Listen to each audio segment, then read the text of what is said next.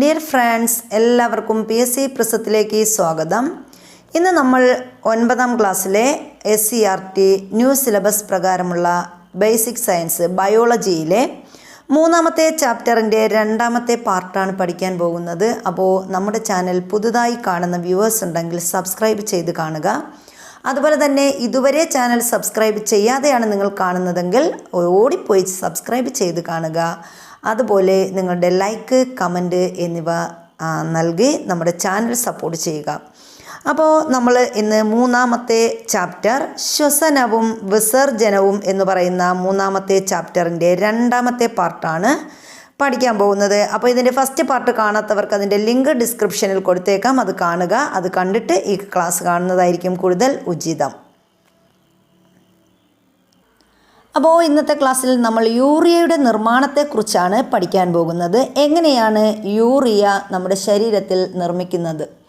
അപ്പോൾ നമുക്കറിയാം, യൂറിയ പ്രോട്ടീനുകളുടെ വിഘടന ഫലമായിട്ടാണ് യൂറിയ രൂപപ്പെടുന്നത്. അപ്പോൾ പ്രോട്ടീൻ വിഘടിച്ച് അല്ലെങ്കിൽ പ്രോട്ടീൻ മെറ്റബോളിസത്തിലൂടെ എന്ത് ചെയ്യുന്നു, നമ്മുടെ കോശങ്ങളിൽ രൂപപ്പെടുന്ന അമോണിയ രക്തത്തിലൂടെ എവിടെ എത്തും?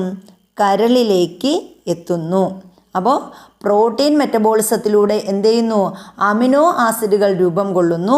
ഈ അമിനോ ആസിഡുകൾ എങ്ങനെയാണ് കോശങ്ങളിൽ രൂപപ്പെടുന്ന അമോണിയ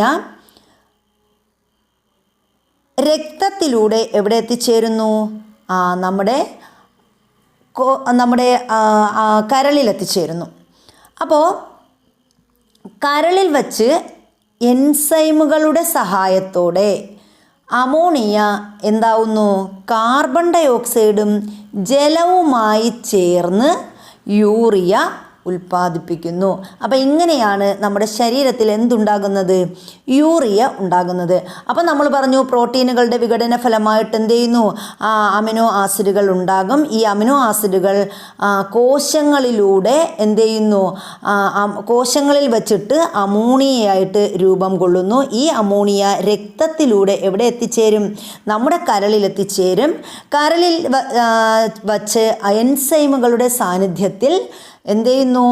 കാർബൺ ഡൈ ഓക്സൈഡും ജലവുമായി ചേർന്ന് യൂറിയ രൂപപ്പെടുന്നു. അപ്പോൾ ഇങ്ങനെയാണ് നമ്മുടെ ശരീരത്തിൽ എന്തുണ്ടാകുന്നത്? യൂറിയ നിർമ്മിക്കപ്പെടുന്നത്.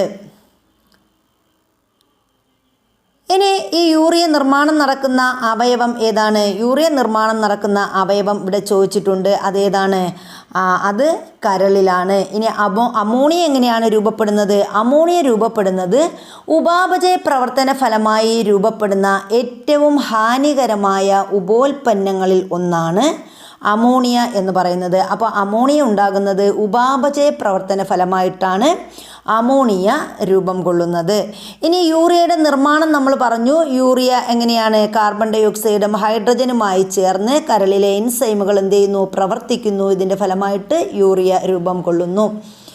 പിന്നെ യൂറിയയുടെ പുറന്തള്ളലാണ്. അപ്പോൾ ഇനി അതാണ് നമ്മൾ പറയുന്നത്. അപ്പോൾ ഇങ്ങനെയാണ് യൂറിയ എന്ത് ചെയ്യുന്നത്? പുറന്തള്ളുന്നത്. അപ്പോൾ കാർബൺ ഡൈ ഓക്സൈഡും എന്തുമായിട്ട് ചേർന്ന്? ജലവുമായി ചേർന്ന് യൂറിയ ഉണ്ടാകുന്നു. അതിലൂടെ നമ്മുടെ യൂറിയ എന്ത് ചെയ്യുന്നു? പുറന്തള്ളുന്നു. ഇനി യൂറിയ അടക്കമുള്ള മാലിന്യങ്ങൾ അടങ്ങിയ മൂത്രത്തെ പുറന്തള്ളി വൃക്കകൾ വിസർജനത്തിൽ മുഖ്യ പങ്ക് വഹിക്കുന്നു. അപ്പോൾ വിസർജനത്തിൽ മുഖ്യ പങ്ക് വഹിക്കുന്ന അവയവം ഏതാണ് എന്ന് ചോദിച്ചാൽ നമുക്ക് പറയാം, വൃക്കകളാണ്. അപ്പോൾ യൂറിയ അടക്കമുള്ള മാലിന്യങ്ങൾ അടങ്ങിയ മൂത്രത്തെയാണ് ആര് പുറന്തള്ളുന്നത്? നമ്മുടെ വൃക്കകൾ പുറന്തള്ളുന്നത്. ഇനി നമ്മുടെ ഓരോ ശരീരഭാഗങ്ങളും അല്ലെങ്കിൽ വിസർജന അവയവങ്ങൾ ഏതൊക്കെയെന്നാണ് നമ്മൾ പറയുന്നത്. അതുപോലെ തന്നെ ഈ വിസർജന അവയവങ്ങളിൽ രൂപം കൊള്ളുന്ന വിസർജ്യ വസ്തുക്കൾ അല്ലെങ്കിൽ ഇതിലൂടെ പുറന്തള്ളുന്ന വിസർജ്യ വസ്തുക്കൾ ഏതൊക്കെയെന്ന് നോക്കാം. ഒന്നാമത് വൃക്ക. അപ്പോൾ വൃക്ക എന്താണ്? യൂറിയയും ജലവും പുറന്തള്ളുന്നത് ഏതാണ്? അല്ലെങ്കിൽ ജലവും ലവണവും മൂത്രത്തിലൂടെ പുറന്തള്ളുന്നത് ആരാണ്? വൃക്കകളാണ്. രണ്ടാമത് നമ്മൾ കരൾ പറയുന്നു. കരൾ എന്താണ്? യൂറിയ നിർമ്മിക്കുന്നത് ആരാണ്? അത് കരളാണ്. ഇനി ത്വക്ക് എന്ത് ചെയ്യുന്നു? ജലവും ലവണങ്ങളും പുറന്തള്ളുന്നു. അപ്പോൾ ജലവും ലവണവും നമുക്കറിയാം, നമ്മൾ വിയർപ്പ് അതിൻ്റെ ഉപ്പ് ലവണങ്ങളുണ്ടല്ലോ, അപ്പോൾ ഇതൊക്കെ ജലവും ലവണവും പുറന്തള്ളുന്നത് ആരാണ്? ത്വക്കാണ്. ഇനി ശ്വാസകോശം കാർബൺ ഡൈ ഓക്സൈഡാണ് പുറന്തള്ളുന്നത്. അപ്പോൾ ഇതാണ് നമ്മുടെ വിസർജന അവയവങ്ങളെന്ന് പറയുന്നത്. വിസർജന അവയവങ്ങൾ ഏതൊക്കെയാണ്? ത്വക്ക്, ശ്വാസകോശം, അതുപോലെ കരള്, വൃക്ക എന്നിവയാണ് വിസർജന അവയവങ്ങളെന്ന് പറയുന്നത്. ഇനി നമ്മുടെ ഒരു വൃക്കയുടെ ചിത്രമാണ് ഇവിടെ തന്നിരിക്കുന്നത്. അപ്പോൾ ഈ പയർമണിയുടെ ആകൃതിയിലുള്ള ഇതാണ് നമ്മുടെ വൃക്ക എന്ന് പറയുന്നത്. ഇനി ഈ കാണുന്ന ഈ ഒരു റെഡ് കളറിൽ കാണിക്കുന്ന ആ ഒരു സാധനം, അതാണ് എന്ത്? അതിനെയാണ് നമ്മൾ വൃക്കാധമനി എന്ന് പറയുന്നത്. അതായത് ഇതാണ് വൃക്കാധമനിയാണ് വൃക്കയിലേക്ക് എന്ത് കൊണ്ടുവരുന്നത്? രക്തം കൊണ്ടുവരുന്നത് വൃക്കാധമനിയാണ്.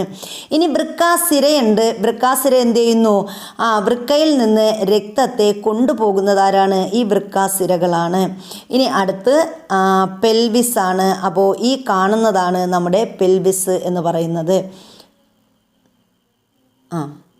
ഈ കാണുന്നതാണ് പെൽവിസ്.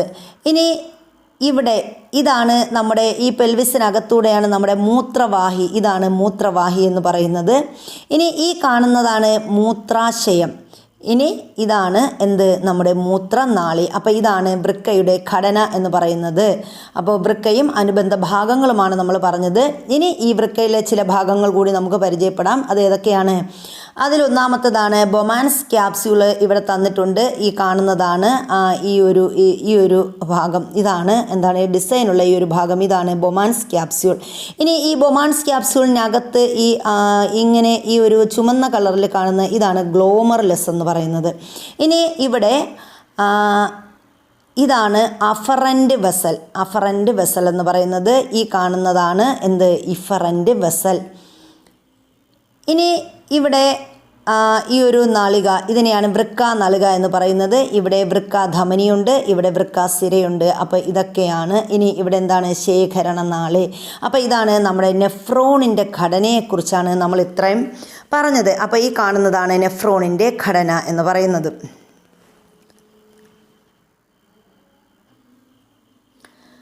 ഇനി വൃക്കയുടെ കുറച്ച് ഭാഗങ്ങൾ കൂടി ഇവിടെ തന്നിട്ടുണ്ട്. ഇളം നിറമുള്ള ബാഹ്യഭാഗത്തെ നമ്മൾ എന്തെന്ന് പറയുന്നു? കോർട്ടക്സ് എന്ന് പറയുന്നു. അപ്പോൾ വൃക്കയുടെ ഇളം നിറമുള്ള ബാഹ്യഭാഗം ഏതാണ്? അത് കോർട്ടക്സ് ആണ്. ഇനി കടും നിറമുള്ള ആന്തരഭാഗത്തെ നമ്മൾ എന്തെന്ന് പറയുന്നു?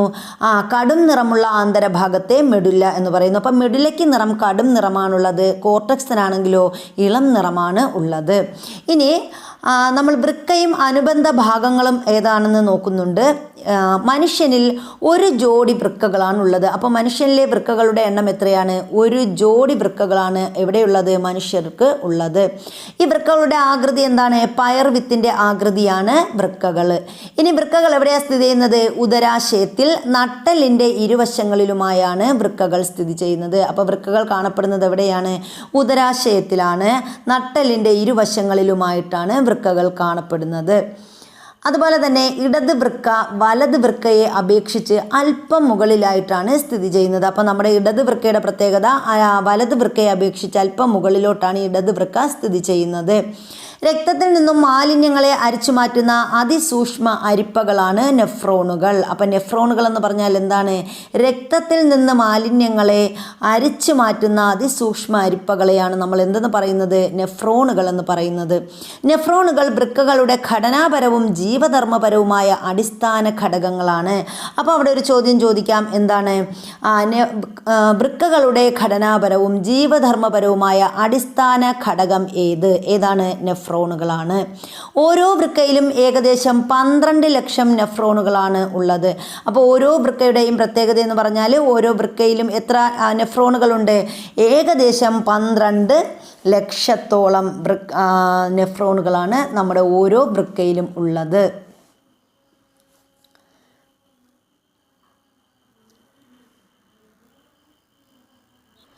ഇനി ഇവിടെ കുറച്ച് സൂചനകൾ തന്നിട്ടുണ്ട്. അതിലോരോ ഭാഗവും എവിടെയാണെന്ന് നമ്മൾ കണ്ടെത്തേണ്ടിയിരിക്കുന്നു. അപ്പോൾ വൃക്കകളിലേക്ക് രക്തം എത്തിക്കുന്ന കുഴൽ ഏതാണ്? മഹാധമനിയാണ് വൃക്കകളിലേക്ക് രക്തം എത്തിക്കുന്ന കുഴൽ.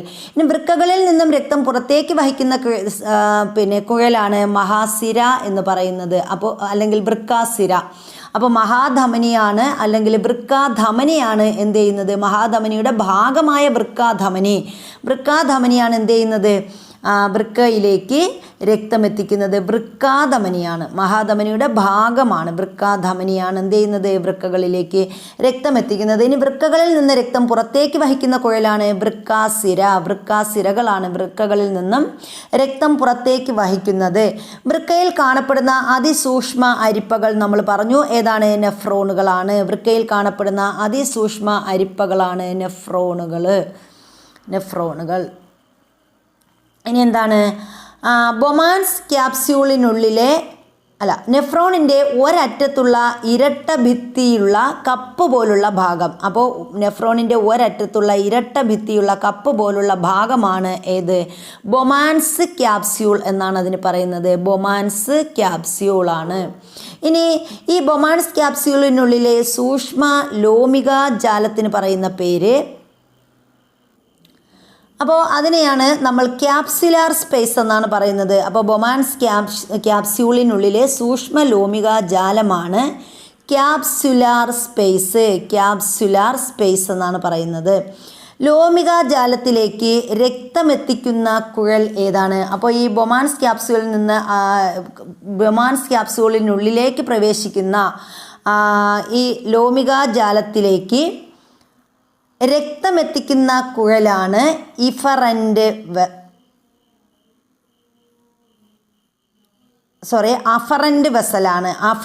വെസലാണ്. ഇനി ലോമിക ജാലത്തിൽ നിന്നും രക്തം പുറത്തേക്ക് വഹിക്കുന്ന കുഴൽ ഏതാണ്? പുറത്തേക്ക് വഹിക്കുന്ന കുഴലാണ് ഇഫറൻ്റ് വെസൽ എന്ന് പറയുന്നത്. അപ്പം ലോമിക ജാലത്തിലേക്ക് രക്തമെത്തിക്കുന്നത് അഫറൻ്റ് വെസലും, ലോമിക ജാലത്തിൽ നിന്ന് പുറത്തേക്ക് രക്തം വഹിക്കുന്ന കുഴൽ ഏതാണ്? ഇഫറൻ്റ് വെസലുമാണ്. ബൊമാൻസ് ക്യാപ്സ്യൂളിനെയും ശേഖരണ നാളിയെയും ബന്ധിപ്പിക്കുന്ന നീണ്ട കുഴൽ ഏതാണ്? വൃക്കാനളികയാണ് ബൊമാൻസ് ക്യാപ്സ്യൂളിനെയും ശേഖരണ നാളിയെയും ബന്ധിപ്പിക്കുന്ന നീണ്ട കുഴൽ എന്ന് പറയുന്നത്. വൃക്കാനളികകൾ വന്നു ചേരുന്നതും മൂത്രം ശേഖരിച്ച് പെൽവിസിലെത്തിക്കുന്നതുമായ ഭാഗം ഏതാണ്? ശേഖരണ നാളിയാണ് വൃക്കാനളികകൾ വന്നു ചേരുന്നതും മൂത്രം ശേഖരിച്ച് പെൽവിസിലെത്തിക്കുന്നതുമായ ഭാഗം. അതുപോലെ തന്നെ മൂത്രവാഹിയുടെ ആരംഭ ഭാഗവും ഈ ശേഖരണ നാളിയാണ്. മൂത്രസഞ്ചിയിലെത്തിക്കുന്ന ഭാഗവും ഏതാണ്? ശേഖരണ നാളിയാണ്. അപ്പോൾ ഇതാണ് നമ്മുടെ നെഫ്രോണിൻ്റെ വൃക്കയും അതിൻ്റെ അനുബന്ധ ഭാഗങ്ങളും എന്ന് പറയുന്നത്.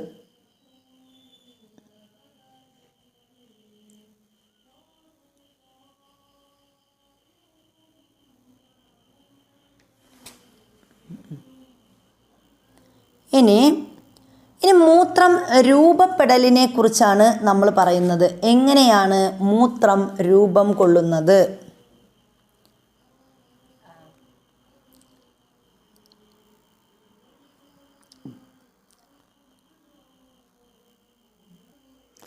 മൂത്രം രൂപപ്പെടുന്നതിന് പ്രധാനമായിട്ടും 3 ഘട്ടങ്ങളാണുള്ളത്. അതിൽ ഒന്നാമത്തേത് സൂക്ഷ്മ അരിക്കൽ, രണ്ടാമത്തേത് പുനരാകിരണം, മൂന്നാമത്തേത് ശ്രവണം. അങ്ങനെ 3 ഭാഗങ്ങളാണ് നമ്മുടെ മൂത്രം രൂപപ്പെടലിന് ഉള്ളത്. അപ്പോൾ ഇതിൽ ഒന്നാമത്തേത് സൂക്ഷ്മ അരിക്കൽ. എന്താണ് സൂക്ഷ്മ അരിക്കൽ എന്ന് നോക്കാം. രക്തം ഗ്ലോമറുലസിലൂടെ ഒഴുകുമ്പോൾ അതിലെ സുഷിരങ്ങളിലൂടെ സൂക്ഷ്മ അരിക്കലിന് വിധേയമാകുന്നു. അപ്പോൾ രക്തം ഇങ്ങനെ ഗ്ലോമറുലസിലൂടെ ഒഴുകുമ്പോൾ അതിൽ സുഷിരങ്ങളുണ്ട്. ആ സുഷിരങ്ങളിലൂടെ എന്ത് ചെയ്യുന്നു? സൂക്ഷ്മ അരിക്കലിന് വിധേയമാകുന്നു. ഇതിൻ്റെ ഫലമായി ഗ്ലോമറുലാർ ഫിൽട്രേറ്റ് എന്ന ദ്രാവകം ദ്രാവകം രൂപപ്പെടുന്നു. അപ്പോൾ ഇവിടെ അരിക്കുമ്പോൾ എന്ത് ചെയ്യുന്നു? ഗ്ലോമറുലാർ ഫിൽട്രേറ്റ് എന്ന ദ്രാവകം രൂപപ്പെടുന്നു. അഫറൻറ്റ് വെസലിൻ്റെയും ഇഫറൻറ്റ് വെസലിൻ്റെയും വ്യാസ വ്യത്യാസം മൂലമുണ്ടാകുന്ന ഉയർന്ന മർദ്ദം ഈ പ്രക്രിയയെ സഹായിക്കുന്നു. അപ്പോൾ അഫറൻറ്റ് വെസലിൻ്റെയും ഇഫറൻറ്റ് വെസലിൻ്റെയും വ്യാസ വ്യത്യാസം മൂലമുണ്ടാകുന്ന ഉയർന്ന മർദ്ദം എന്ത് ചെയ്യുന്നു? സൂക്ഷ്മ അരിക്കൽ എന്ന ഈ പ്രക്രിയയെ സഹായിക്കുന്നു. അപ്പോൾ സൂക്ഷ്മ അരിക്കൽ എങ്ങനെയാണ് എന്ന് നമ്മൾ പറഞ്ഞു. അപ്പോൾ എങ്ങനെയാണ് നമ്മൾ പറഞ്ഞു? രക്തം എന്ത് ചെയ്യുന്നു? ഒരു ഗ്ലോമറുലസിലൂടെ ഒഴുകുമ്പോൾ അതിലെ സൂക്ഷ്മ സുഷിരങ്ങളിലൂടെ എന്ത് ചെയ്യുന്നു? അരിക്കലിന് വിധേയമാകുന്നു. ഇതിൻ്റെ ഫലമായിട്ട് അവിടെ ഒരു ദ്രാവകം രൂപപ്പെടുന്നുണ്ട്. ആ ദ്രാവകത്തിൻ്റെ പേരാണ് ഗ്ലോമറുലാർ ഫിൽട്രേറ്റ്. അഫറൻറ്റ് വെസലിൻ്റെയും ഇഫറൻറ്റ് വെസലിൻ്റെയും വ്യാസ വ്യത്യാസം മൂലമുണ്ടാകുന്ന ഉയർന്ന മർദ്ദം എന്ത് ചെയ്യുന്നു? ഈ പ്രക്രിയയെ സഹായിക്കുന്നു. ഇനി ഇവിടെ ഈ ഗ്ലോമറുലാർ ഫിൽട്രേറ്റ് നമ്മൾ പറഞ്ഞു. അവിടെ എന്താണ്? ഈ രക്തം ഗ്ലോമറുലസിലൂടെ ഒഴുകുമ്പോൾ അവിടെ എന്ത് ചെയ്യുന്നു? സൂക്ഷ്മ അരിക്കലിന് വിധേയമാകുന്നു. അപ്പോഴുണ്ടാകുന്ന ഒരു ദ്രാവകമാണ് ഗ്ലോമറുലാർ ഫിൽട്രേറ്റ്. ഇനി ഈ ഗ്ലോമറുലാർ ഫിൽട്രേറ്റിൽ കുറച്ച് ഘടകങ്ങൾ അടങ്ങിയിട്ടുണ്ട്. അത് ഏതൊക്കെയാണെന്ന് നോക്കാം. ഗ്ലോമറുലാർ ഫിൽട്രേറ്റിൽ അടങ്ങിയിരിക്കുന്ന ഘടകങ്ങളാണ് ജലം, ഗ്ലൂക്കോസ്, അമിനോ ആസിഡുകൾ, സോഡിയം, പൊട്ടാസ്യം, കാൽസ്യം, അയോണുകൾ, വിറ്റാമിനുകൾ, യൂറിയ, യൂറിക് ആസിഡ്, ക്രിയാറ്റിൻ തുടങ്ങിയവയാണ് ഗ്ലോമറുലാർ ഫിൽട്രസിലൂടെ ഉള്ള പ്രധാന ഘടകങ്ങളെന്ന് പറയുന്നത്. ഇനി മൂത്രം രൂപപ്പെടുന്നതിൻ്റെ രണ്ടാമത്തെ ഘട്ടമാണ് നമ്മൾ പറയുന്നത്. അതാണ് പുനരാകിരണം എന്ന്, അല്ലെങ്കിൽ റീ അബ്സോർപ്ഷൻ എന്ന് പറയും. അപ്പോൾ എങ്ങനെയാണ് പുനരാകിരണം എന്ന് നോക്കാം. ഗ്ലോമറുലാർ ഫിൽട്രേറ്റ് വൃക്കാനാളികയിലൂടെ ശേഖരണ നാളികയിലേക്ക് ഒഴുകുമ്പോൾ അതിൽ നിന്ന് അവശ്യ വസ്തുക്കളെ രക്തത്തിലേക്ക് പുനരാകിരണം ചെയ്യപ്പെടുന്നു. അപ്പോൾ എന്താണ്? ഗ്ലോമറുലാർ ഫിൽട്രേറ്റ് എന്ത് ചെയ്യുന്നു? വൃക്കാനാളികയിലൂടെ ശേഖരണ നാളിയിലേക്ക് ഒഴുകുമ്പോൾ അവിടെ എന്ത് ചെയ്യും? അതിൽ നിന്ന് അവശ്യ വസ്തുക്കളെ രക്തത്തിലേക്ക് പുനരാകിരണം ചെയ്യപ്പെടുന്നു. അപ്പോൾ ഈ പ്രക്രിയക്കാണ് നമ്മൾ എന്തെന്ന് പറയുന്നത്? പുനരാകിരണം എന്ന് പറയപ്പെടുന്നത്. ഇനി സ്രവണം അഥവാ സെക്രഷൻ എന്താണെന്ന് നോക്കാം. സ്രവണം എന്ന് പറഞ്ഞാൽ രക്തത്തിൽ അധികമായി അവശേഷിക്കുന്ന ചില ഘടകങ്ങൾ വൃക്കാനാളികയിലേക്ക് എന്ത് ചെയ്യുന്നു? സ്രവിക്കപ്പെടുന്നു. അപ്പോൾ നമ്മുടെ രക്തത്തിൽ അധികമായിട്ട് ഉണ്ടാകുന്ന എന്താണ്? ചില ഘടകങ്ങൾ. ഈ ഘടകങ്ങൾ എന്ത് ചെയ്യുന്നു? വൃക്കാനാളികയിലേക്ക് സ്രവിക്കപ്പെടുന്നതിനെയാണ് നമ്മൾ സ്രവണം എന്ന് പറയുന്നത്. അപ്പോൾ ഇങ്ങനെ 3 ഘട്ടമാണ് ഏതിനുള്ളത്? നമ്മുടെ മൂത്ര രൂപീകരണത്തിന് ഉള്ളത്. ഒന്നാമത്തേത് സൂക്ഷ്മ അരിക്കൽ, 2 പുനരാകിരണം, മൂന്നാമത്തേത് സ്രവണം. ഇനി മൂത്രത്തിലെ ഘടകങ്ങൾ ഏതൊക്കെയാണെന്ന് നമുക്ക് നോക്കാം. അത് നമ്മൾ പറഞ്ഞു. മൂത്രത്തിലെ ഘടകങ്ങൾ ഇല്ല, അത് ഗ്ലോമറുലാർ ഫിൽട്രേറ്റിലെ ഘടകങ്ങളാണ് പറഞ്ഞത്. ഇനി മൂത്രത്തിലെ ഘടകങ്ങളുണ്ട്. മൂത്രം എന്ന് പറഞ്ഞാൽ എന്താണ്? ശേഖരണ നാളിയിൽ നിന്ന് പെൽവിസിലേക്ക് ഒഴുകിയെത്തുന്ന ദ്രാവകമാണ് ഏത്? നമ്മുടെ മൂത്രം എന്ന് പറയുന്നത്. അപ്പോൾ ഈ ശേഖരണ നാളിൽ നിന്ന് ഇതെവിടേക്ക് ഒഴുകിയെത്തുന്നു? പെൽവിസിലേക്ക് ഒഴുകിയെത്തുന്ന ദ്രാവകമാണ്. അപ്പോൾ ഈ ദ്രാവകമാണ് മൂത്രം. ഈ മൂത്രത്തിലെ ഘടകങ്ങൾ ഏതൊക്കെയാണെന്ന് നമുക്ക് നോക്കാം. ജലം, അതുപോലെ urea, sodium chloride, potassium chloride, calcium ലവണങ്ങൾ, ഫോസ്ഫേറ്റ്, യൂറിക് ആസിഡ്, ക്രിയാറ്റിൻ തുടങ്ങിയവയാണ് മൂത്രത്തിലെ ഘടകങ്ങളെന്ന് പറയുന്നത്. അപ്പോൾ മൂത്രത്തിലെ ഘടകങ്ങൾ ഏതൊക്കെയുണ്ട്? ജലമുണ്ട്, യൂറിയയുണ്ട്, അതുപോലെ നമ്മുടെ sodium chloride, potassium chloride, calcium ലവണങ്ങൾ, ഫോസ്ഫേറ്റ്, യൂറിക് ആസിഡ്, ക്രിയാറ്റിൻ ഇവയാണ് ഏതിലുള്ളത്? നമ്മുടെ മൂത്രത്തിലെ ഘടകങ്ങളെന്ന് പറയുന്നത്. ഇതിൽ ജലം എന്ന് പറയുന്നത് 96%, യൂറിയ ആണെങ്കിൽ 2%. ഇനി sodium chloride, potassium chloride, calcium ലവണങ്ങൾ, ഫോസ്ഫേറ്റ്, യൂറിക് ആസിഡ്, ക്രിയാറ്റിനിൻ ഇവയെല്ലാം കൂടി ചേർന്ന് എത്ര ശതമാനമുണ്ട്? 2%. അപ്പോൾ ഇങ്ങനെയാണ് നമ്മുടെ യൂറിൻ്റെ അടങ്ങിയിരിക്കുന്ന ഘടകങ്ങളെന്ന് പറയുന്നത്.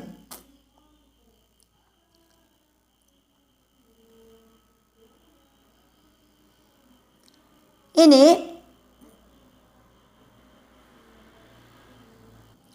അടുത്ത് നമ്മൾ വൃക്കകളുടെ ആരോഗ്യത്തെക്കുറിച്ചാണ് പറയുന്നത്. വൃക്കകളുടെ ആരോഗ്യം. വൃക്കകളുടെ ആരോഗ്യത്തിന് വളരെയേറെ കാര്യങ്ങൾ ശ്രദ്ധിക്കേണ്ടതുണ്ട്. മൂത്രമൊഴിക്കുമ്പോൾ മൂത്രപഥത്തിലെ രോഗാണുക്കളെ പുറന്തള്ളുന്നതാരാണ്? ഈ വൃക്കകളാണ്. അപ്പോൾ മൂത്രമൊഴിക്കുമ്പോൾ മൂത്രപഥത്തിലെ രോഗാണുക്കളെ പുറന്തള്ളുന്നു. ദീർഘനേരം മൂത്രമൊഴിക്കാതിരിക്കുന്നത് മൂത്രപഥത്തിൽ കാണാനിടയുള്ള ബാക്ടീരിയകളെ പുറന്തള്ളാനുള്ള സാധ്യത തടയും. അപ്പോൾ ദീർഘനേരം നമ്മൾ മൂത്രമൊഴിക്കാതിരിക്കുന്നത് കൊണ്ടുള്ള അപകടം എന്താണ്? നമ്മുടെ മൂത്രപഥത്തിൽ ഉള്ള ബാക്ടീരിയയെ പുറന്തള്ളാൻ സാധിക്കത്തില്ല, ആ സാധ്യത തടയും. ഇത് മൂത്രാശയത്തിൻ്റെ ആന്തരസ്തരത്തിൽ അണുബാധയുണ്ടാക്കുകയും ഗുരുതരമായ വൃക്കാരോഗങ്ങളിലേക്ക് നയിക്കുകയും ചെയ്യുന്നു. അപ്പോൾ നമ്മൾ തുടർച്ചയായിട്ട് അല്ലെങ്കിൽ ഒരുപാട് നേരം മൂത്രം പിടിച്ചു വെച്ച് കഴിഞ്ഞാൽ എന്തുണ്ടാകുന്നു?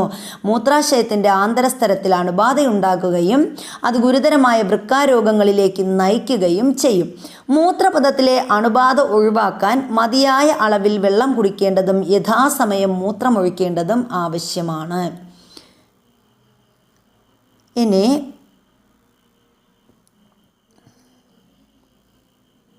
മൂത്രത്തിലെ അസാധാരണ ഘടകങ്ങൾ ഏതൊക്കെയാണ് നമ്മൾ പറയുന്നത്? ഘടകങ്ങളും അതുപോലെ സാധ്യതയുള്ള രോഗങ്ങളുമാണ്. അപ്പോൾ മൂത്രത്തിലുണ്ടാകുന്ന പ്രധാനപ്പെട്ട രോഗങ്ങൾ ആണ് നമ്മൾ പറയുന്നത്. അതിന് ഉള്ള ഘടകങ്ങളുമാണ് പറയുന്നത്. അപ്പം മൂത്രത്തിലെ ഗ്ലൂക്കോസ് അസാധാരണമായി ഉണ്ടായാൽ അതിന് സാധ്യതയുള്ള രോഗമാണ് പ്രമേഹം എന്ന് പറയുന്നത്. അപ്പം നമ്മുടെ മൂത്രത്തിലെ ഗ്ലൂക്കോസിൻ്റെ അളവ് കൂടിയാൽ എന്തുണ്ടാകും? പ്രമേഹം ഉണ്ടാകും. ഇനി ആൽബുമിൻ്റെ അളവ് കൂടിയാൽ എന്തുണ്ടാകും? വൃക്കാരോഗങ്ങൾ ഉണ്ടാകും.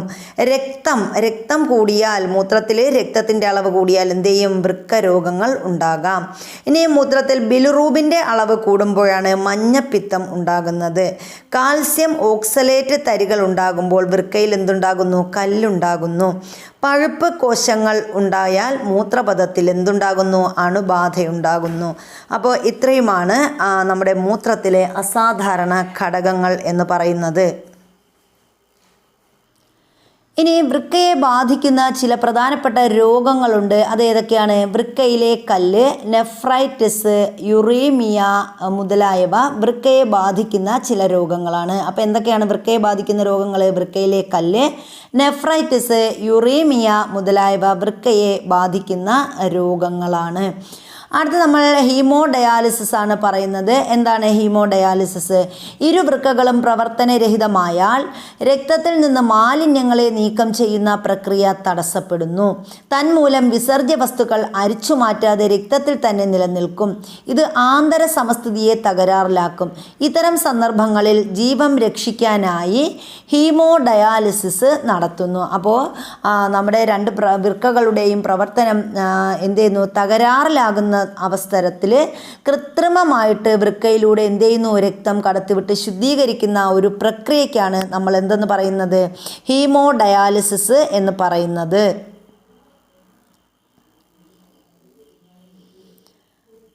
അപ്പോൾ ഓരോ ഘട്ടങ്ങളും ഇവിടെ തന്നിട്ടുണ്ട്. മാലിന്യങ്ങളുടെ അളവ് കൂടിയ രക്തം കട്ട പിടിക്കാതിരിക്കാൻ ഹെപ്പാരിൻ ചേർത്ത ശേഷം ഡയാലിസിസ് യൂണിറ്റിലേക്ക് കടത്തിവിടുന്നു. അപ്പോൾ മാലിന്യങ്ങളുടെ അളവ് കൂടിയ രക്തം എന്ത് ചെയ്യുന്നു? കട്ട പിടിക്കാതിരിക്കാൻ വേണ്ടി അതിലെന്താണ് ചേർക്കുന്നത്? അപ്പോൾ രക്തം കട്ട പിടിക്കാതിരിക്കാൻ വേണ്ടി ചേർക്കുന്നത് ഹെപ്പാരിനാണ്. ഹെപ്പാരിൻ ചേർത്ത് അത് എന്ത് ചെയ്യുന്നു? ഡയാലിസിസ് യൂണിറ്റിലേക്ക് മാറ്റുന്നു. ഡയാലിസിസ് യൂണിറ്റിലൂടെ രക്തം ഒഴുകുമ്പോൾ രക്തത്തിലെ മാലിന്യങ്ങൾ ഡിഫ്യൂഷനിലൂടെ ഡയാലിസിസ് ദ്രവത്തിലേക്ക് വ്യാപിക്കുന്നു. ഈ ദ്രവത്തെ യഥാസമയം നീക്കം ചെയ്യുന്നു. അപ്പോൾ രണ്ടാമത്തെ ഘട്ടം എന്ത് ചെയ്യുന്നു? ഈ ഡയാലിസിസ് യൂണിറ്റിലൂടെ രക്തം ഒഴുകുമ്പോൾ രക്തത്തിൽ മാലിന്യങ്ങളുണ്ട്. അത് ഡിഫ്യൂഷനിലൂടെ എന്ത് ചെയ്യുന്നു? അപ്പോൾ രക്തത്തിലെ മാലിന്യങ്ങളെ നീക്കം ചെയ്യുന്നത് ഏതിലൂടെയാണ്? ഡിഫ്യൂഷനിലൂടെയാണ് രക്തത്തിലെ മാലിന്യങ്ങളെ നീക്കം ചെയ്യുന്നത്. ശുദ്ധീകരിക്കപ്പെട്ട രക്തത്തിൽ ആൻറ്റി ഹെപ്പാരിൻ ചേർത്ത് തിരികെ ശരീരത്തിലേക്ക് കടത്തിവിടുന്നു. അപ്പോൾ ആദ്യം രക്തം ശുദ്ധീകരിക്കാൻ വേണ്ടി എന്ത് ചെയ്യുന്നു? മാലിന്യങ്ങളുടെ അളവ് കൂടിയ രക്തത്തിന് കട്ട പിടിക്കാതിരിക്കാൻ വേണ്ടി ഹെപ്പാരിൻ ചേർക്കും. അതിനുശേഷം മൂന്നാമത്തെ ഘട്ടത്തിൽ ശുദ്ധീകരിക്കപ്പെട്ട രക്തത്തിൽ ആൻറ്റി ഹെപ്പാരിൻ ചേർത്ത് തിരികെ എന്ത് ചെയ്യുന്നു? ശരീരത്തിലേക്ക് കടത്തിവിടുന്നു. ഇനി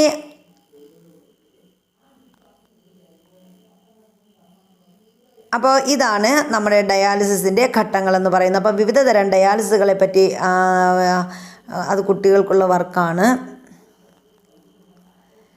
ഇനി വൃക്ക മാറ്റിവെക്കലിനെ കുറിച്ച് പറഞ്ഞിട്ടുണ്ട്.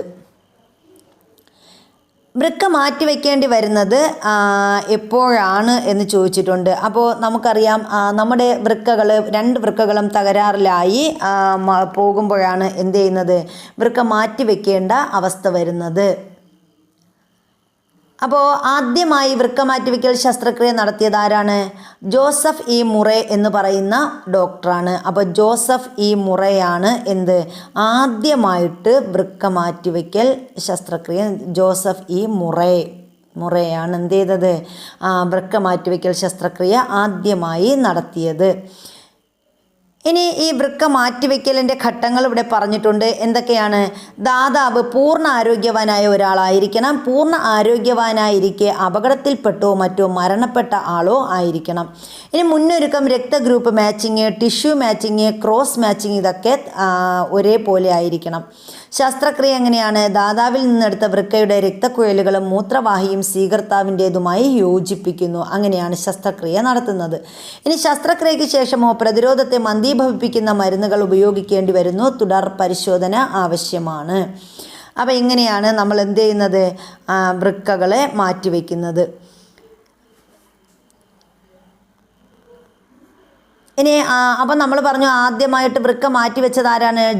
ഡോക്ടർ ജോസഫ് ഇ മുറെയാണ്. അതുപോലെ ആദ്യത്തെ കൃത്രിമ വൃക്ക രൂപകൽപ്പന ചെയ്ത വ്യക്തി ചോദിച്ചാൽ വില്യം ജോഹാൻ കോഫാണ്. അപ്പോൾ വില്യം ജോഹാൻ കോഫാണ് ആദ്യത്തെ കൃത്രിമ വൃക്ക എന്ത് ചെയ്തത്, രൂപകൽപ്പന ചെയ്തത്.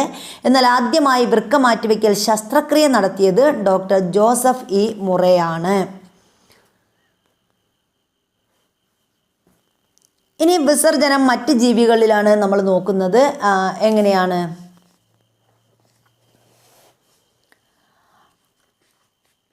അപ്പോൾ നമുക്ക് നോക്കാം. വിസർജനം മറ്റ് ജീവികളിൽ ഓരോ ജീവിയിലും ജീവൽ പ്രവർത്തനങ്ങൾക്കനുസരിച്ച് വിസർജ്യ വസ്തുക്കളിൽ വ്യത്യാസമുണ്ടാകുന്നു. എല്ലാ ജീവികളിലും മനുഷ്യരിലുള്ളതുപോലെയുള്ള വൃക്ക അല്ല. അതുകൊണ്ട് തന്നെ എല്ലാ ജീവികളിലും, മിക്ക ജീവികളിലും എന്താണ്, വിസർജ്യ വസ്തുക്കൾക്കനുസരിച്ച് എന്ത് ചെയ്യുന്നു, അവരുടെ വിസർജന വ്യവസ്ഥയിൽ മാറ്റമുണ്ട്. അപ്പോൾ നമുക്ക് നോക്കാം. അപ്പോൾ അമീബയിലെ മുഖ്യ വിസർജ്യ വസ്തു തന്നിട്ടുണ്ട്. ഏതാണ്? അമോണിയയാണ് മുഖ്യ വിസർജ്യ വസ്തു. അമോണിയ, അതുപോലെ ജലവുമുണ്ട്. അമോണിയയും ജലവുമുണ്ട് അമീബയിലെ മുഖ്യ വിസർജ്യ വസ്തു. ഇനി മുഖ്യ വിസർജന അവയവം ഏതാണ്? സങ്കോചഭേനമാണ്. അപ്പോൾ സങ്കോചഭേനമാണ് നമ്മുടെ അമീബയിലെ എന്താണ് വിസർജന അവയവം എന്ന് പറയുന്നത്. ഇനി മണ്ണിരയ്ക്കാണെങ്കിലോ, മണ്ണിരയിലെ മുഖ്യ വിസർജ്യ വസ്തു എന്ന് പറയുന്നത് യൂറിയ, അതുപോലെ അമോണിയ, ജലം എന്നിവയാണ്. യൂറിയ ഉണ്ട്, അമോണിയ ഉണ്ട്. യൂറിയ, മണ്ണിരയിൽ യൂറിയ, അമോണിയ, ജലം എന്നിവയാണ്. അമോണിയ, അതുപോലെ ജലം എന്നിവയാണ് യൂറിയയിലെ മുഖ്യ വിസർജ്യ വസ്തു എന്ന് പറയുന്നത്. ഇനി വിസർജന അവയവം ഏതാണ്? മണ്ണിരയിലാണെങ്കിൽ നെഫ്രീഡിയയാണ്. മണ്ണിരയുടെ വിസർജന അവയവം ഏത് എന്ന് ചോദിച്ചാൽ നെഫ്രീഡിയയാണ്. മണ്ണിരയിൽ നെഫ്രീഡിയ. ഇനി ഷഡ്പദങ്ങളിൽ വിസർജന അവയവം ഏതാണ്? മുഖ്യ വിസർജ്യ വസ്തു ചോദിച്ചാൽ യൂറിക് ആസിഡാണ്. ഷഡ്പദങ്ങളിൽ യൂറിക് ആസിഡാണ് ഷഡ്പദങ്ങളിൽ. ഇനി ഷഡ്പദങ്ങളിലെ വിസർജന അവയവം ചോദിച്ചാൽ ഏതാണ്? മാൽപീജിയൻ നളികകളാണ്. ഷഡ്പദങ്ങളിൽ മാൽപീജിയൻ നളികകളാണ് ഷഡ്പദങ്ങളുടെ വിസർജന അവയവം. ഇനി മത്സ്യത്തിൻ്റെ മുഖ്യ വിസർജ്യ വസ്തു ഏതാണ്? മത്സ്യത്തിന് അമോണിയയാണ്. അമോണിയയാണ് വിസർജ്യ വസ്തു ചോദിച്ചാൽ അമോണിയയാണ്. ഇനി അതിന് ഏതാണ്? വൃക്കയാണ് മത്സ്യത്തിൻ്റെ വിസർജന അവയവം. അതുപോലെ തവളയ്ക്കാണെങ്കിൽ ഏതാണ്? തവളയുടെ വിസർജന വസ്തു എന്ന് പറഞ്ഞാൽ യൂറിയയാണ്. തവളയിൽ യൂറിയയാണ്. ഇനി വിസർജന വസ്തു സംവിധാനം ചോദിച്ചാൽ എന്ത് തന്നെയാണ്? അത് വൃക്കയാണ്. തവളയ്ക്ക് വൃക്കയാണ്. ഇനി നമ്മുടെ ഉരകങ്ങൾക്ക് എന്താണ്, ഉരകങ്ങൾക്കും അതുപോലെ പക്ഷികൾക്കും ഒരേപോലെ തന്നെ യൂറിക് ആസിഡാണ്. ഉരകങ്ങൾ, പക്ഷികൾ ഇവയ്ക്ക് രണ്ടിനും എന്താണ്, യൂറിക് ആസിഡാണ് വിസർജ്യ വസ്തു എന്ന് പറയുന്നത്, യൂറിക് ആസിഡാണ്. ഇനി ഇതിൻ്റെ വിസർജന അവയവം ചോദിച്ചാൽ ഏത് തന്നെയാണ്, വൃക്ക തന്നെയാണ്. അപ്പോൾ ഇത്രയുമാണ് നമ്മൾ ഓരോ ജീവികളുടെയും മുഖ്യ വിസർജ്യ വസ്തുവും അതിൻ്റെ വിസർജന അവയവവും പറഞ്ഞിട്ടുണ്ട്. അപ്പോൾ ഒന്നുകൂടി എന്ത് ചെയ്യുക, തിരിച്ച് കേൾക്കുക, മനസ്സിലാവാത്തവർ ഒന്നുകൂടി കേട്ട് പോവുക. ഇനി നമ്മൾ ജന്തുക്കളുടെ വിസർജന അവയവങ്ങളെക്കുറിച്ചാണ്. ജന്തുക്കൾ സസ്യങ്ങളിൽ ഉള്ളതുപോലെ തന്നെ ജന്തുക്കൾക്ക് വിസർജനത്തിന് വിപുലമായ സംവിധാനമുണ്ട്. അതുപോലെ തന്നെ നമ്മുടെ സസ്യങ്ങൾക്ക് ജന്തുക്കളിലുള്ളതുപോലെ പ്രത്യേക വിസർജന വ്യവസ്ഥയൊന്നും ഇല്ല. അപ്പോൾ ജന്തുക്കൾക്കാണെങ്കിൽ പ്രത്യേകിച്ച് വിസർജന വ്യവസ്ഥയുണ്ട്, പക്ഷേ സസ്യങ്ങൾക്ക് എന്തില്ല, വിസർജന വ്യവസ്ഥ ഇല്ല. പക്ഷേ സസ്യങ്ങളിലെ വിസർജനത്തെക്കുറിച്ച് ഇവിടെ പറഞ്ഞിട്ടുണ്ട്. എങ്ങനെയാണ്? അപ്പോൾ സസ്യങ്ങളിൽ ഇവിടെ സ്റ്റൊമാറ്റ, ലെൻറ്റിസെല്ല് എന്നിവ. അപ്പോൾ സസ്യങ്ങളിലെ വിസർജന സംവിധാനം എന്ന് പറയുന്നത് എങ്ങനെയാണ്? വിസർജന അവയവം എന്ന് പറയുന്നത് സ്റ്റൊമാറ്റ, ലെൻറ്റിസെൽ എന്നിവയാണ് സസ്യങ്ങളിലെ വിസർജന അവയവം എന്ന് പറയുന്നത്. ഇനി വിസർജ്യ വസ്തുക്കൾ എന്തൊക്കെയാണ്? ഓക്സിജൻ, കാർബൺ ഡയോക്സൈഡ്, ജലബാഷ്പം എന്നിവയാണ്. ഇനി അതുപോലെ ഹൈഡത്തോടാണെങ്കിൽ ഏതാണ്? ഹൈഡത്തോടിലാണെങ്കിൽ ജലം, ലവണങ്ങൾ എന്നിവയാണ് പുറന്തള്ളുന്നത്, വിസർജന വസ്തുക്കൾ എന്ന് പറയുന്നത്. ഇനി റെസിനുകൾ, പുറംതൊലി, പഴുത്ത ഇലകളും കായ്കളും, കൊഴിയൽ, കാതൽ രൂപീകരണം, ഇതൊക്കെ സസ്യങ്ങളിലെ എന്താണ്, വിസർജനമാണ്. അപ്പോൾ അതിന് നമ്മൾ ഖരമാലിന്യങ്ങളെന്നാണ് പറയുന്നത്. അപ്പോൾ ഈ രീതിയിലാണ് സസ്യങ്ങളിൽ എന്ത് ചെയ്യുന്നത്, വിസർജന വ്യവസ്ഥ എന്ന് പറയുന്നത്. അപ്പോൾ സ്റ്റൊമാറ്റ, ലെൻറ്റിസെൽ എന്നിവയിലൂടെയും അതുപോലെ ഹൈഡത്തോട്, റെസിനുകൾ, പുറംതൊലി, പഴുത്ത ഇലകളും കായ്കളും, കൊഴിയൽ, കാതൽ രൂപീകരണം, ഈ രീതിയിലാണ് സസ്യങ്ങളിൽ എന്ത് നടക്കുന്നത്, വിസർജനം നടക്കുന്നത്. ഇനി നമ്മൾ സമസ്ഥിതി പാലനത്തെക്കുറിച്ചാണ് പറയുന്നത്. സമസ്ഥിതി പാലനമാണ് ജീവൻ്റെ അടയാളം എന്ന് പറയുന്നത്. കരൾ, വൃക്ക, ശ്വാസകോശം, ത്വക്ക് എന്നിവ വിസർജന പ്രക്രിയയിൽ എപ്രകാരം പങ്കെടുക്കുന്നു എന്ന് നമ്മൾ പറഞ്ഞു. ഇത് സമസ്ഥിതി പാലനത്തിലുള്ള മാർഗം കൂടിയാണ്. അപ്പോൾ ഇതാണ് സമസ്ഥിതി പാലനത്തിലുള്ള മാർഗം എന്ന് പറയുന്നത്. ഇനി ഇവിടെ നമ്മുടെ കരളിൻ്റെ പ്രവർത്തനം എന്താണ്? കരൾ മെറ്റബോളിസത്തെ നിയന്ത്രിക്കുന്നു. അതുപോലെ തന്നെ വിഷവസ്തുക്കളെ നിർവീര്യമാക്കുന്നതും കരളാണ്. അപ്പോൾ കരളിൻ്റെ പ്രവർത്തനം എന്തൊക്കെയാണ്? നമ്മുടെ മെറ്റബോളിസത്തെ നിയന്ത്രിക്കുന്നത് കരളാണ്. അതുപോലെ നമ്മുടെ ശരീരത്തിലെ വിഷവസ്തുക്കളെ എന്ത് ചെയ്യുന്നു? നിർവീര്യമാക്കുന്നതും ആരാണ്? കരളാണ്. ഇനി വൃക്കകൾ എന്ത് ചെയ്യുന്നു? ജലലവണ സന്തുലനമാണ് വൃക്കകൾ എന്ന് പറയുന്നത്. രക്തസമ്മർദ്ദ ക്രമീകരണം. അപ്പോൾ രക്തസമ്മർദ്ദ ക്രമീകരണം നടക്കുന്നത് വൃക്കയിലാണ്. pH ക്രമീകരണം നടക്കുന്നത് വൃക്കയിലാണ്. മാലിന്യങ്ങളെ പുറന്തള്ളുന്നത് ആരാണ്? നമ്മുടെ വൃക്കകളാണ്. അപ്പോൾ വൃക്കകളിൽ എന്തൊക്കെ നടക്കുന്നു? ജലലവണ സന്തുലനം നടക്കുന്നു, രക്തസമ്മർദ്ദ ക്രമീകരണം നടക്കുന്നു, pH ക്രമീകരണം, മാലിന്യങ്ങളെ പുറന്തള്ളൽ എന്നിവയൊക്കെ വൃക്കയിലാണ് നടക്കുന്നത്. ഇനി ത്വക്ക് എന്ത് ചെയ്യുന്നു? താപനില, ജലലവണ ക്രമീകരണം എന്നിവ നിയന്ത്രിക്കുന്നത് നമ്മുടെ ത്വക്കാണ്. താപനില, അതുപോലെ ലവണ ക്രമീകരണം എന്നിവ ത്വക്കാണ് നടത്തുന്നത്. ഇനി നമ്മുടെ എന്താണ്, ശ്വാസകോശങ്ങൾ എന്ത് ചെയ്യുന്നു? കാർബൺ ഡയോക്സൈഡ് പുറന്തള്ളുന്നു, ഓക്സിജൻ്റെ തോത് ക്രമീകരിക്കുന്നു, pH ക്രമീകരിക്കുന്നു. ഇതൊക്കെ ശ്വാസകോശങ്ങളാണ് ചെയ്യുന്നത്. പിന്നെ നമ്മുടെ ടിഷ്യൂ ദ്രവത്തിൻ്റെ ഘടന യഥാസമയം ക്രമീകരിച്ച് കോശങ്ങളിൽ എൻസൈമുകൾ പ്രവർത്തിക്കാൻ ഏറ്റവും മികച്ച അവസ്ഥ നൽകുന്നു. അപ്പോൾ ടിഷ്യൂ ദ്രവത്തിൻ്റെ ഘടന എന്ത് ചെയ്യുന്നു? യഥാസമയം ക്രമീകരിച്ച് കോശങ്ങളിൽ എൻസൈമുകൾ പ്രവർത്തിക്കാൻ ഏറ്റവും മികച്ച അവസ്ഥ നൽകുന്നു. അപ്പോൾ ഇത്രയുമാണ് നമ്മുടെ ആന്തര പരിസ്ഥിതിയിൽ ഉണ്ടാകുന്ന ഏതൊരു വ്യതിയാനവും സമസ്ഥിതിയെ തകിടം മറിക്കുന്നു. നമ്മുടെ തെറ്റായ ജീവിതശൈലി അതിൽ മുഖ്യ പങ്ക് വഹിക്കുന്നുവെന്നാണ് പറയുന്നത്.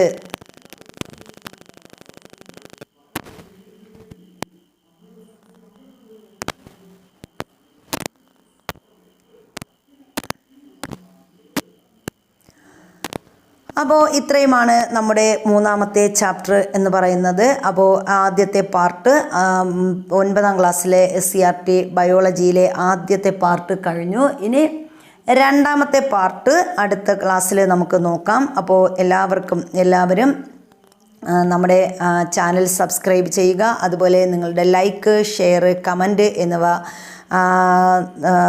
കമൻറ്റ് ബോക്സിലിടുക. എന്താണ് നിങ്ങളുടെ കമൻ്റ് ആയാലും നമ്മുടെ കമൻറ്റ് ബോക്സിൽ കമൻ്റ് ഇടുക. അപ്പോൾ അതുപോലെ തന്നെ നമ്മുടെ ചാനൽ ലൈക്ക് ചെയ്യുക. അപ്പോൾ നിങ്ങൾക്ക് വേണ്ടപ്പെട്ടവർ കൂടി ഷെയർ ചെയ്ത് കൊടുക്കുക.